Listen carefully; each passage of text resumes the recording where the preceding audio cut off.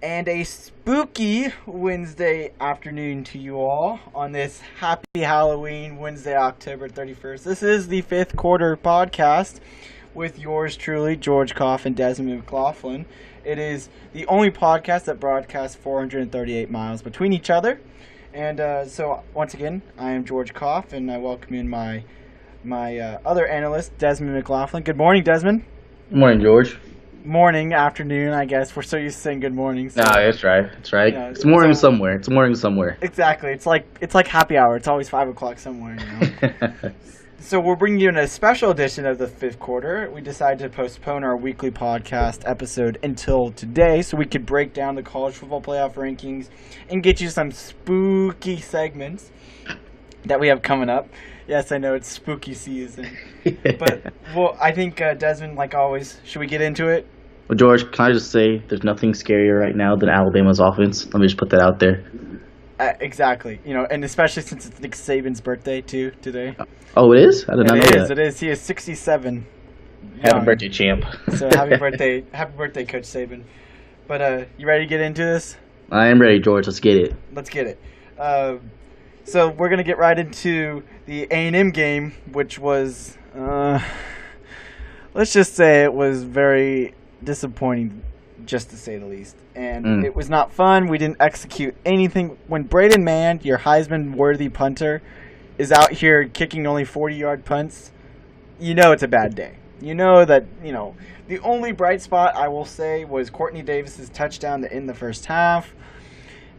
If we had that play, we tried to run it multiple times, and afterwards, it really didn't work. That one time it worked, gave us a halftime lead, and then all of a sudden we kind of crumbled. And you can't let Nick Fitzgerald pass that much, and we contained him rushing-wise, but he again went on his Heisman, performance against A&M, in which yet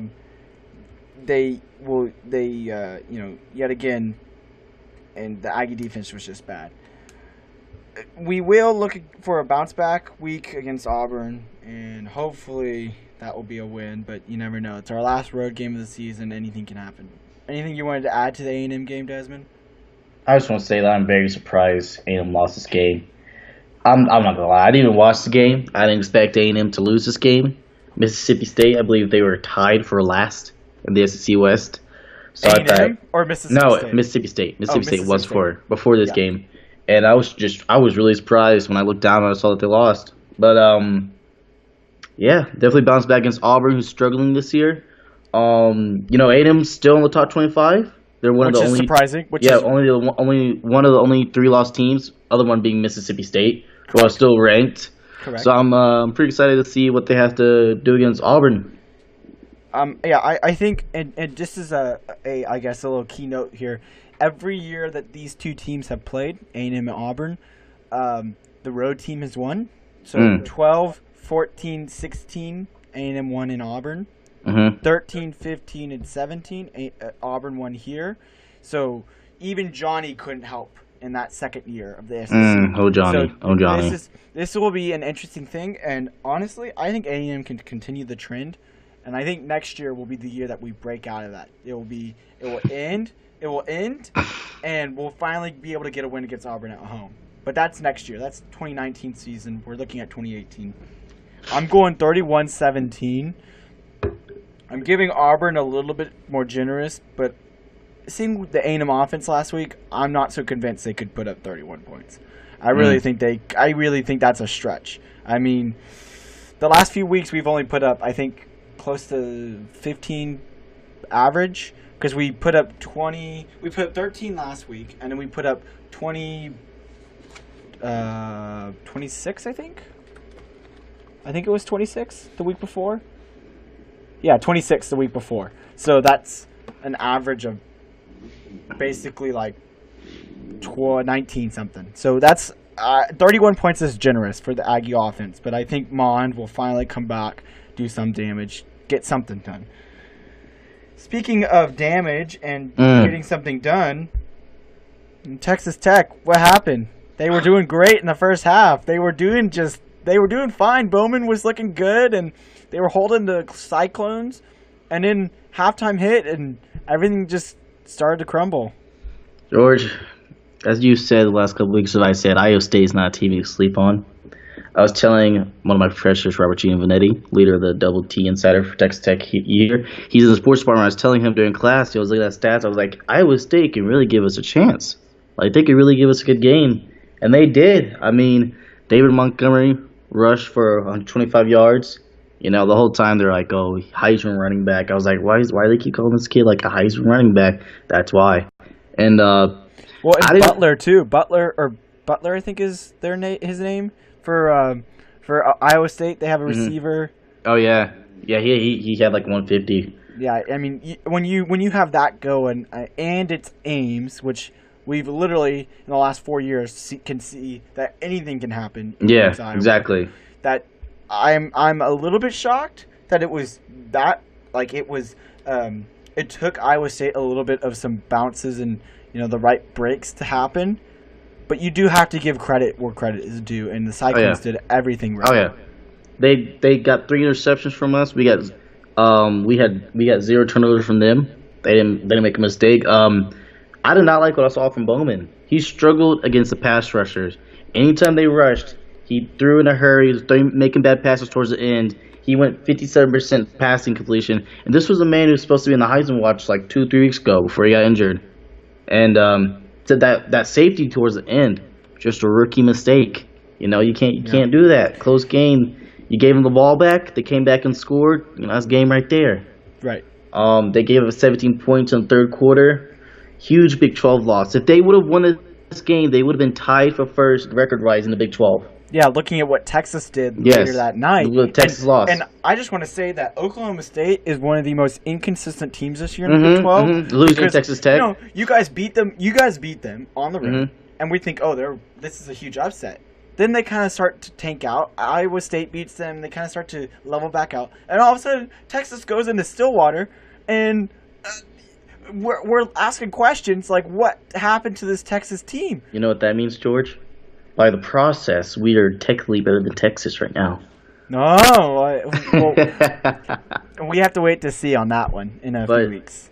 My man, Kyler Murray is heading up to Lubbock next week. You're not gonna be there. But that's also a good thing, so I don't have to watch my man go off against my team because he's going off. I'm calling 45-17 Oklahoma. Jesus. Yes. I was going to go 41-21 OU. Now, I think Wait, can I rant here real quick, George? Go ahead. Murray is still second in the Heisman watch. He is beating Tua in passing yards, passing touchdowns, completion percentage, rushing yards per rush, and rushing touchdowns. Because he is only 0.1 behind on QBR. 0.1, George. Well, guess what? Who has no losses and who has one loss? That's right. Okay, put Kyler Murray on Alabama. Are you saying he'd go undefeated? It would be the exact same, just that Kyler Murray rack up more yards, obviously. I mean, I'm just saying, I think they like Tua strictly because he hasn't played in the fourth quarter. And if you're putting up Heisman numbers without having to play a final quarter. True, yeah. But I think that loss to Texas was big. I think if Oklahoma had beaten Texas, I think Murray would be first in the Heisman watch. If they both were undefeated. Without a doubt. And I think we will have to see Tua in the fourth quarter this week. And I'm curious to see how he will react because we've seen him in the third quarters or whatever. But I don't think it'll affect him that bad. But the fourth quarter is different. You could say that. All these writers are saying that. But the fourth quarter is different. And that's what you have to understand is that there's an intensity. And if you're down at that point, then the team that's ahead gets that momentum. And all of a sudden, you may feel like instead of being down by 3, you're down by 21. With only 10 minutes to go, like that's not going to be enough to come back from. So, I'm not saying that's what's going to happen. I'm just saying it's a possibility that Tua could be. It's new territory for him. You can't be down when you're averaging like 50 points per week. Oh, that's true. It's kind of hard.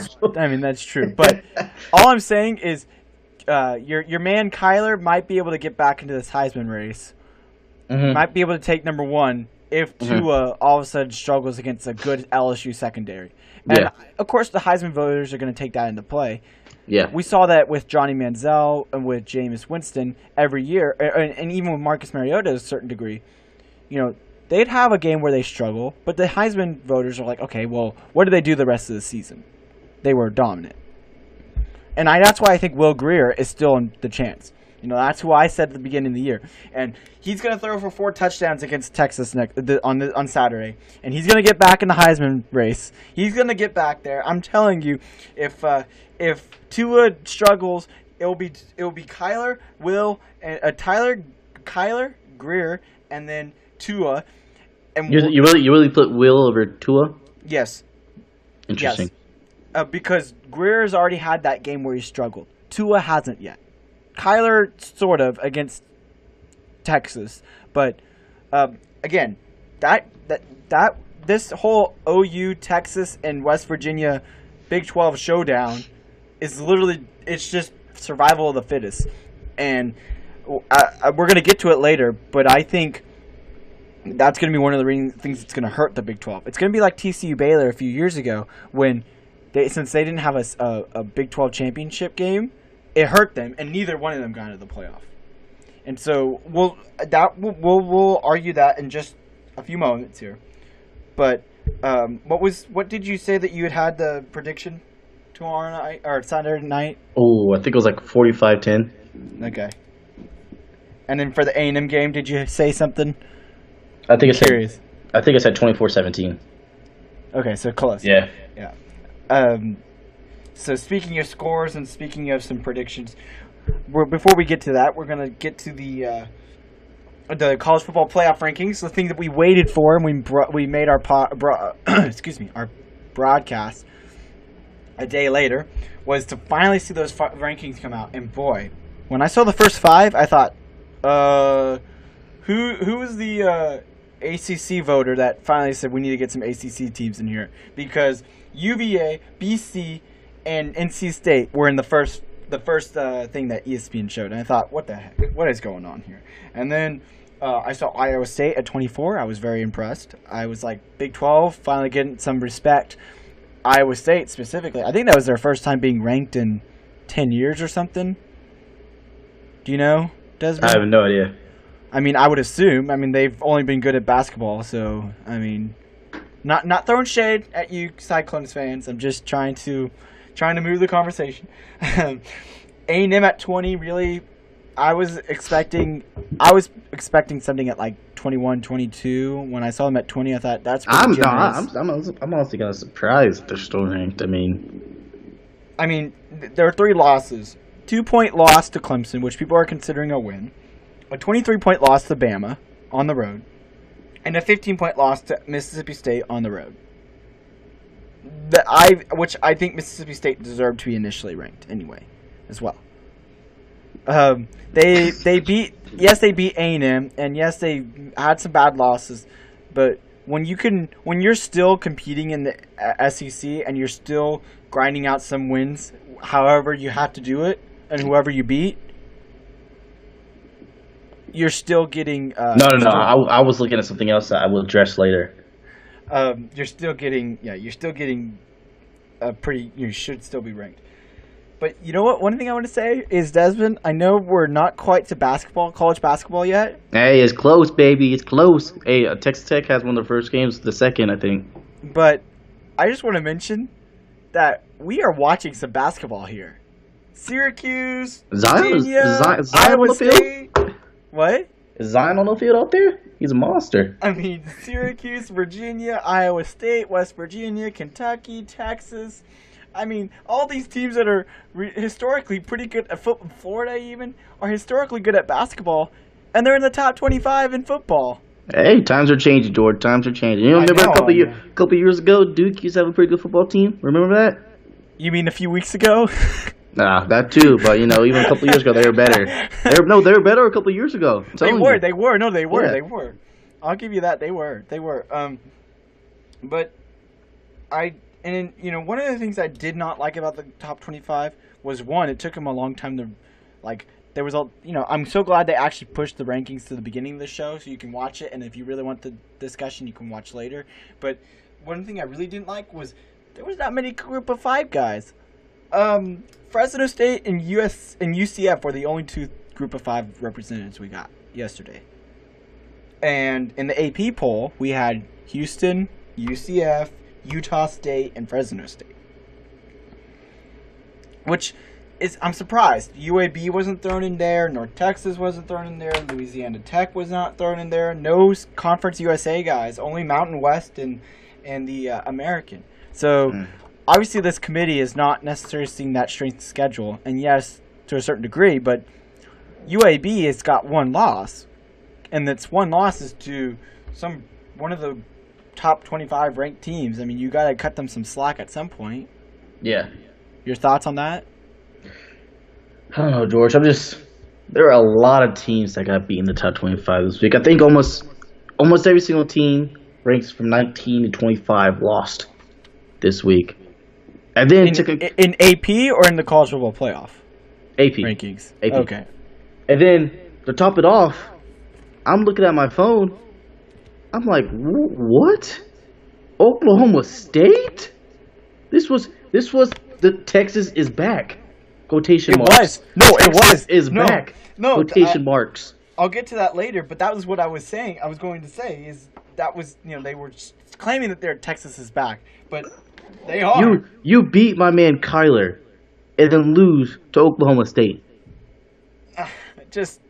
I don't understand that. And they were getting blown out. I'm saying they're getting blown out. They came back towards the end. Oh no, they came back. No, they were down 30. Yeah, they were getting blown out. 7. They were down 31-7. I think it was with in like the third 10 quarter. Minutes, no, 10 minutes left in the second, and they worked their way back. Mm-hmm. And they almost did it, and then of course Oklahoma State. But they should be down by that much. 31-7 to Oklahoma State.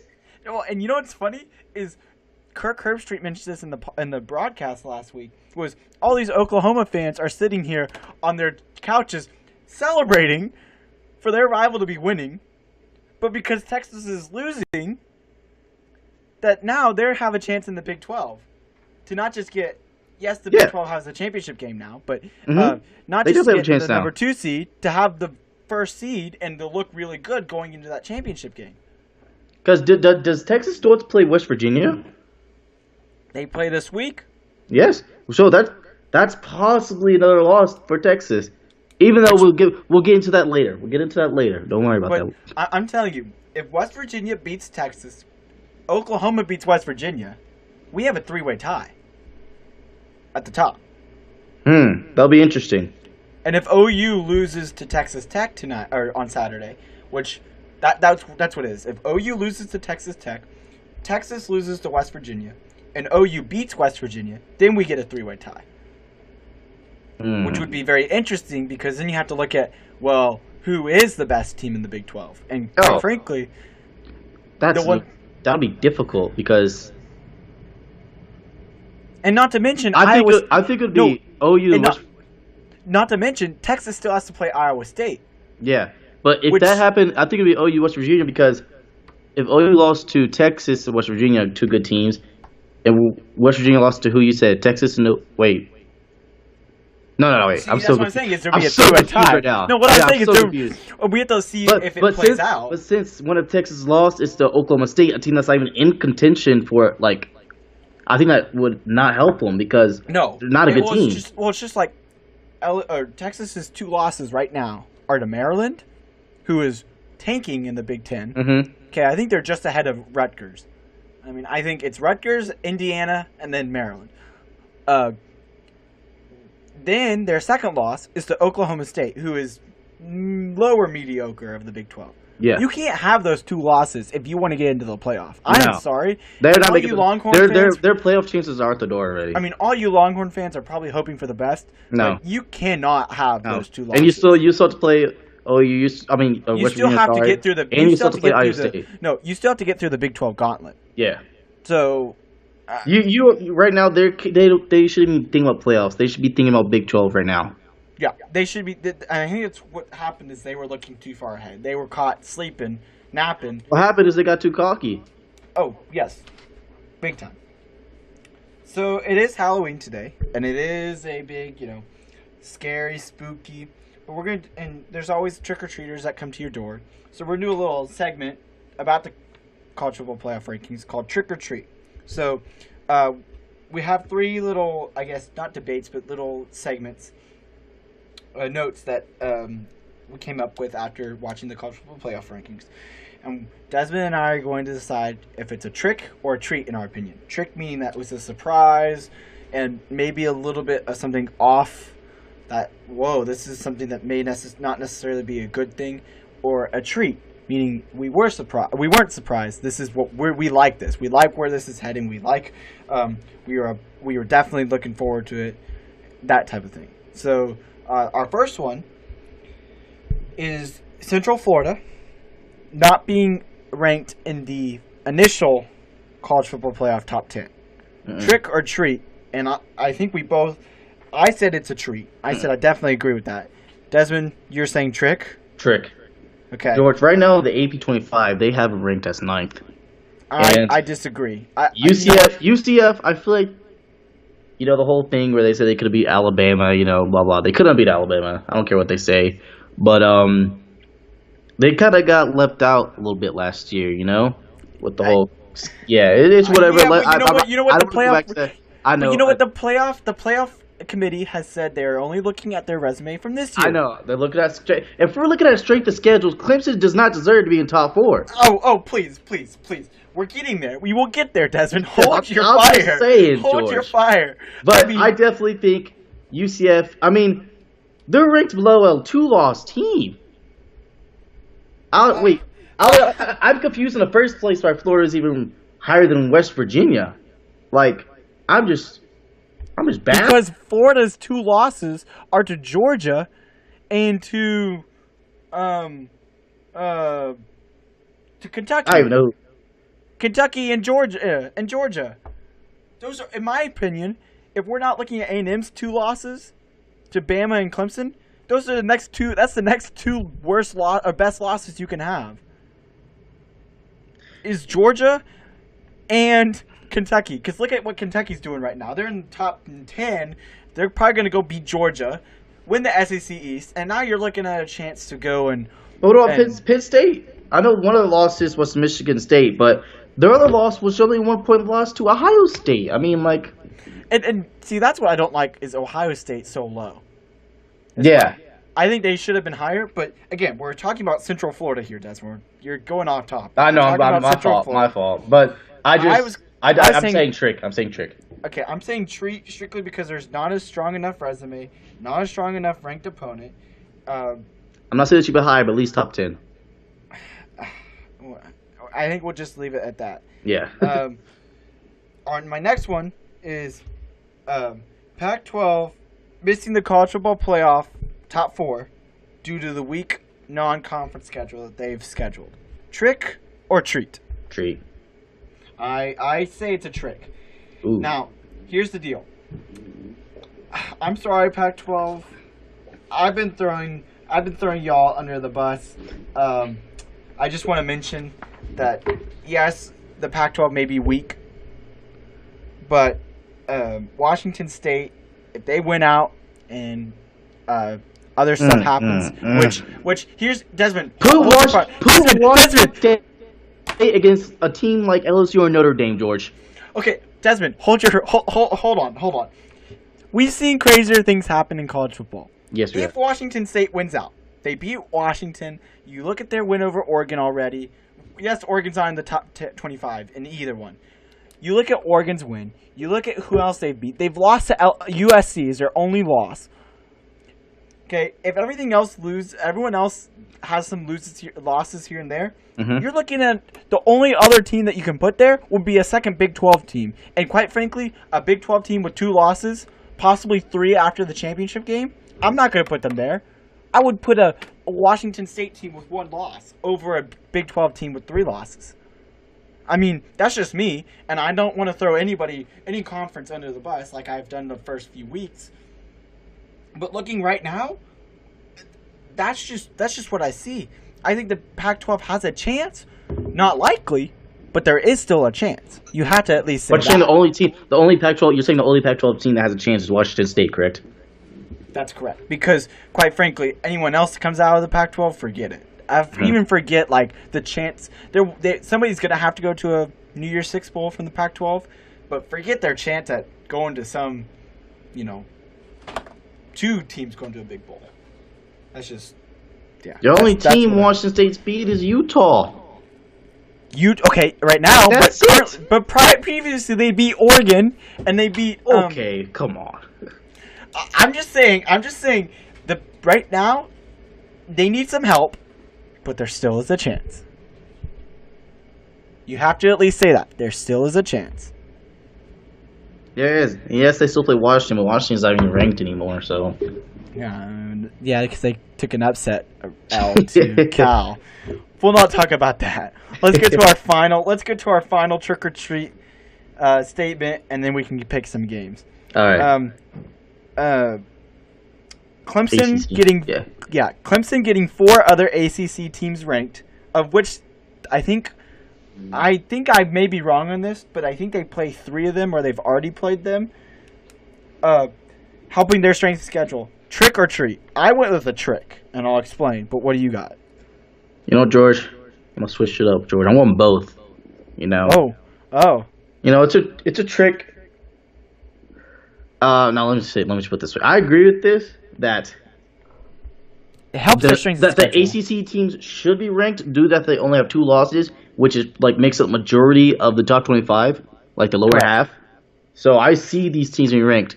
But I also don't like how they did it because obviously they did this on purpose because they probably got a lot of backlash from people like us who are just smart saying, hey, why is Clemson in the top 4? Look at their strength schedule. They don't play any ranked opponents, so they're like, oh, what are we going to do? We're going to throw in some ranked teams, throw in some numbers there. We're going to throw in a 19th ranked, 19th ranked Syracuse, a 21st ranked NC State, and, maybe Boston College. Don't they play Boston College at some point?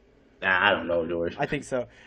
What I'm saying is, people, just because they're ranked top 2 does not mean you need to help them out. There's no reason ranking 4 other ACC teams means that it should end up being ranked anyway. Like, honestly, yes, Syracuse is probably the only one I would throw out of there. I'd say Syracuse and Clemson are the only 2 that deserve to be ranked because... What about NC State? Possibly. But Boston College, no way. They're going to lose this week. People are going to stop talking about the Boston College hype. I just think Clemson is a mess right now, and hopefully that will kind of shape up and with the SEC. You realize the top 4 is 2 SEC teams, Clemson and Notre Dame. Mm-hmm. We'll see that shape up here. LSU and somebody's going to go out from the SEC. We'll get a Big 12 Probably LSU. Yeah. Probably. Whoa. Probably. No, not probably LSU. I mean, depending on what happens, but probably LSU. We'll see what happens. Move on. Okay, Desmond. All that talk and all that debate. I think it's time to make some picks. What do you think? I'm ready, George. Let's get this done. Okay, so for those of you wondering, we didn't have a guest last week, and we probably should have, but we'd like to welcome in our guest this week, which is my good friend Clay Grogan. He's a student here in sports management major from Fort Worth, and he's here at A&M. So we'd like to welcome in Clay to the show. So good afternoon, Clay. Thanks for having me, George. Desmond, you wanna say hello? Come on. What's up, Clay? How's it going, man? What? So what's up? How's it going? Good. How about you? Doing great. George, let me just say, I think all our guests are outdoing us so far. Like, I think they have better records than us so far. Yeah. So and our guest Brett went 6-0, and then I can't believe you did that. Brian went 4-3. Yeah. And yeah, we're kind of just tanking. Last week I went 3-6. You went 5-4 last week. I think we just need... What? Can you repeat? Did I get a better record than George? What? Yeah, but you got your upset wrong, Desmond. You picked Iowa. Of course. Iowa lost. Of course. And I picked U of H. Got that one right. So yeah, that was a blowout. I watched that one. You should have made that when you were upset. I did. I thought about it. Remember, I changed at the last second. I was like, Yeah, you should have just gone with your gut. So we're gonna do it like we did before. I'll make my pick, go to our guest, and then go to Desmond. And we're picking the 4 best games of the weekend, and one little special that I think will be a little bit closer. So starting off, first one, number 6 ranked Georgia goes into Lexington to face number 9 ranked Kentucky. I still have the AP rankings on here. I was gonna say 11, but they're now ranked 9th. it's all good, George. I think everyone says Kentucky is one-dimensional with their running game. They are, but they showed last week against Mizzou that they could get it done. Mm-hmm. I think Kentucky will find a way to get it done. 23-17, Kentucky. Whoa! Desmond, hold your fire. We're gonna go to Clay here. Clay, what do you have? I don't agree with that Kentucky pick. I think Georgia takes this game 21-17. They're going to go to the SEC championship game and hopefully play Bama. Mm-hmm. Okay, Desmond, what about you? I agree. I have Georgia 35-27. Oh, George, you were just going all out this week, aren't you? I'm looking at your predictions. Wow, George. Okay. Hey, It is definitely spooky season for you. You could make a claim that all these are going to be. These are all. Besides the last game, but all these will be good games. You should be they good will. games. They all will be good Yeah. games. Yeah. Definitely. But speaking of good games, our next one, Penn State and Michigan, top 15 matchup. Both are coming off pretty good wins, decent sized wins. But I think the big house is always too much for the visitors.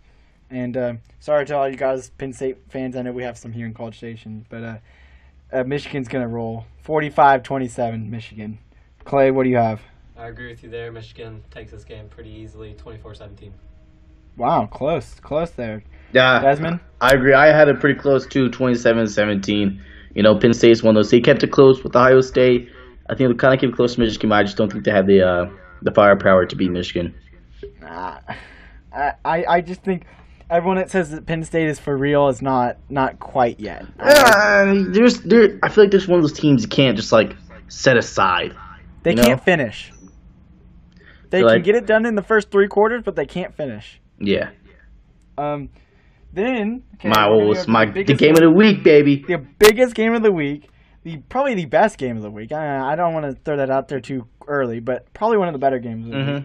Mm-hmm. College Game Days. Classic matchup. Remember the Miles?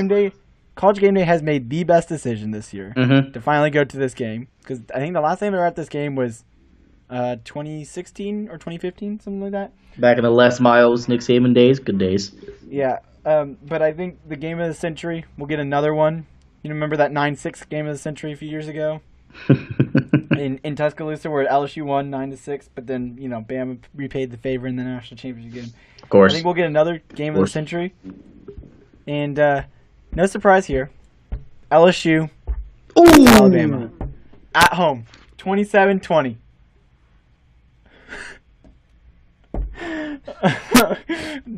Desmond, you okay there? Desmond, you okay there? Clay's time to choose. What? It's Clay's turn to choose. Okay, so I don't agree with that pick either. Tua is just an amazing quarterback. I think he figures out a way. This defense is good, LSU, but he still figures out a way. They win 31-21. The question is, George, are you okay over there? Because have you not? Obviously, you haven't been listening to my man Stephen A. Smith. Are you blind? Have you not been watching Alabama run over teams week after week? Desmond, please do not bring in Stephen A. Smith. You remember what happened last time you brought Stephen A. Smith into the conversation? Okay. All I'll say is, no, 49-27 Alabama. I'm calling a blowout, George. I don't think there's any team in this league that can compete with Alabama. I honestly don't. I just want to throw it out there. Corso will probably pick LSU because he loves that Tiger head. Yeah, he does. I did notice that. I did notice that. I have LSU. He will pick Mike and Tiger. Corso will be wrong. And most times he's wrong, honestly. At least this year. So we'll see. But we'll bring it back to earth. Wait. Which one? Because you've had 2 upsets. Which one is yours? My upset is later. That's not my upset. Oh, wow. You got okay, George. That is not an upset. that is just a surprising thing, okay? Okay. I think LSU will be the dominant team. Their secondary is good. Burrow knows what he's doing. Tua's good too, but Saban, something about Saban on his birthday weekend, just not rolling with me. So back home from the SEC, back home, something a little bit closer. Big 12, baby. West Virginia and the Mountaineers take on Texas in a top 20 showdown. Number 13, West Virginia. Number 17, Texas.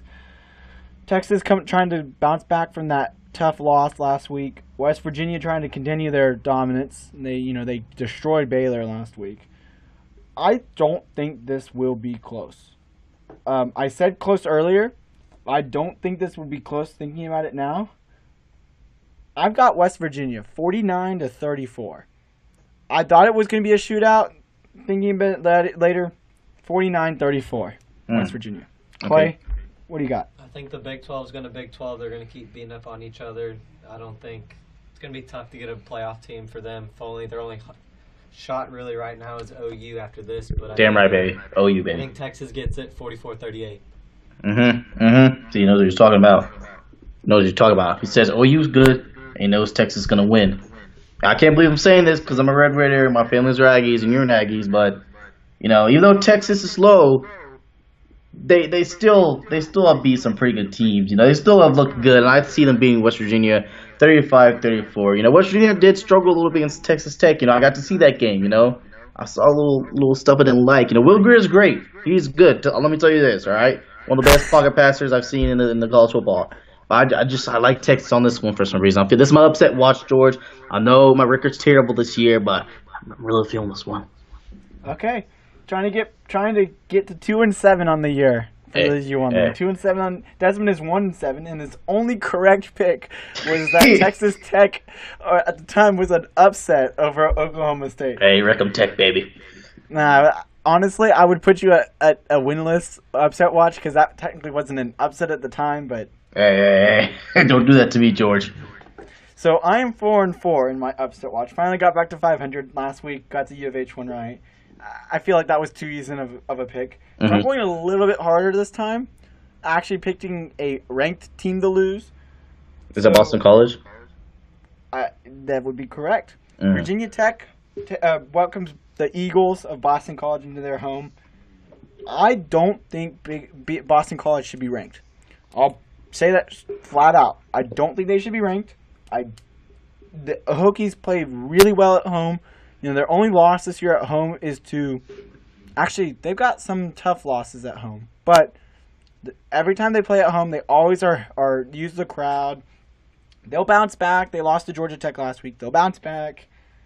Give me Virginia Tech in this one, 31-27. I'll take Virginia Tech as well. I think 23-14.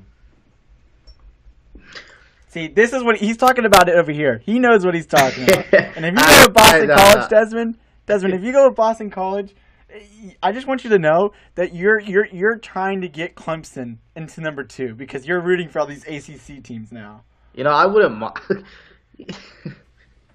I don't think Clemson will end up number 2. Even if they are top 4, they won't end up number 2. I don't think so either. But I do Boston College winning 21-17. And I hope Clemson. I hope Clemson is number 4. I mean, yeah. So Alabama could just cream them and just prove a point and be like they never deserved to be in the first place. Desmond, I don't want to see another Clemson Alabama. Come on, please. Can we just move on? Can we move on to something different? Jeez. But it's just another Cavs Warriors matchup. But before we get to rematches, or at least, in our final segment, Clay, we wanted to ask you, what did you have on the A&M game, and what did you have on the Texas Tech game? OU and Tech, it's Big 12 football. There's going to be a lot of scoring. It's a blackout there in Tech. I'm probably going to be at that game. Oh, really? Just so we know, OU's 5-0 since 2015 against teams that try to do blackout. It's not going to work this week. OU's going to take this game easy. Kyler Murray, 55-38. And then A&M game versus Auburn, that's going to be really ugly.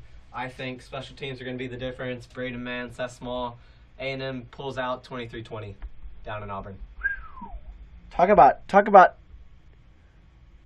talk about close. I mean, I think I'm going to, like I said earlier, I said that OU was going to win. I'm more convinced OU is going to win now. I think blockouts are overrated, and I think OU is just Kyler Murray.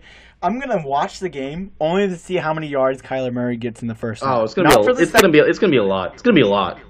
I'm telling you right now. I'm kind of glad you're not going to the game because we're going to get to see some surrender Cobras in, like, the first quarter. You're going to see these people I've been talking about this man all year, George. Why are you glad I'm not going? This is the one person I was looking forward to see. Hey, it's Kyler Murray. I mean, if it's just like any other team in the Big 12, he's just going to run him over. No, because I'm telling you, they're not very good dealing with rushing quarterbacks. I saw when they played Houston, I forgot what was his name? It wasn't Stevenson, was it? I forget, but he just King. Yeah, King. And Stevenson was like one of the receivers, I think, or whatever. But they were just he was just killing the defense. They couldn't handle him. That's why they put up so many points. I think the thing with Texas Tech is you either get a really good defensive-minded Texas Tech, or you get the offensive, forget about defense, and you only go with offense. And sometimes that works. Sometimes you try to bail yourself out, and other times we go offense, and if it doesn't work, forget it. Yeah. Stop playing defense and lose by 20. But go ahead. We'll move on to the small school finale before we end our Halloween episode. North Texas, you want to say North Texas put up 41 points. Like I said last week, I said watch out for the points. And they got a homecoming win. They're 7-2 on the year. They could probably go and win out, get to the Heart of Dallas Bowl, or get something that's a pretty decent bowl for the Conference USA. And if it works out, I might actually go to a North Texas bowl game. We'll see what happens. Oh. But they get a nice bye week, so no having to worry about them this week. So it's all focused on this big weekend of college football. Bama, LSU, A&M, Auburn, Penn State, Michigan, Georgia, Kentucky. Just all this fun stuff. But how about Arizona State pulling off the upset last week? George, they didn't lose by a touchdown this week. They won 38-35 to USC. Next week they play against Utah. Very tough game. So they're going to lose by a touchdown? Probably lose by a touchdown, but it's the thought that counts. They fought hard. Okay, again, what's their record? I want to be very specific. What's their record? Oh, too many losses, George. Let me look it up. Yeah, I was gonna say it's probably like 5-4 or 4-5, something like that. And yes, they've only lost all their games that they've lost have been by touchdown. But I just want to throw it out there. Herm Edwards was probably a very interesting hire. I'm not gonna say bad coach. I'm just gonna say interesting hire. But do you think Arizona State has a very good possibility? They're 4-4, and all their losses are by a touchdown. So at 4-4, do you think Arizona State has a pretty good chance at beating Utah, or are you saying nah, we're just gonna move on to the next week? What the? Oh, that's a tough one. I would have to say no. They don't have a good chance now. They don't. Okay, well, we'll leave with that. And can I just wait, George? You forgot something, but you forgot something. What I forget? Sweet Caroline.